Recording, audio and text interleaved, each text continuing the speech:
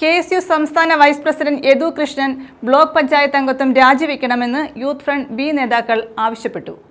കഴിഞ്ഞ ദിവസം KSU നേതാവ് ആഷിഖ് ബൈജു ഹണി ട്രാപ്പ് കേസിൽ നൽകിയ പരാതിയിൽ ഇരവിപുരം പോലീസ് കേസെടുത്ത പശ്ചാത്തലത്തിലാണ് രാജി ആവശ്യപ്പെട്ടത്.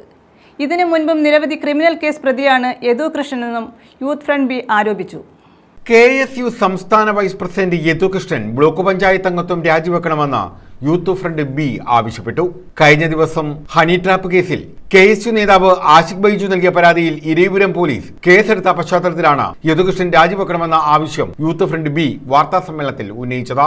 നേരത്തെയും നിരവധി ക്രിമിനൽ കേസുകളിൽ പ്രതിയാണ് യദുകൃഷ്ണനെന്നും യൂത്ത് ഫ്രണ്ട് ബി കുറ്റപ്പെടുത്തി.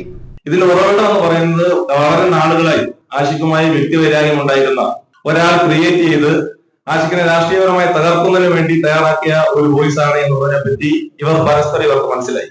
അതിന്റെ ഉറവിടം എവിടുന്നാണെന്നതിനെ പറ്റി വളരെ വ്യക്തമായി നമുക്ക് എല്ലാവർക്കും ധാരണയുണ്ട്. ആ പെൺകുട്ടിയെ ഞങ്ങൾ തിരിച്ചറിഞ്ഞു.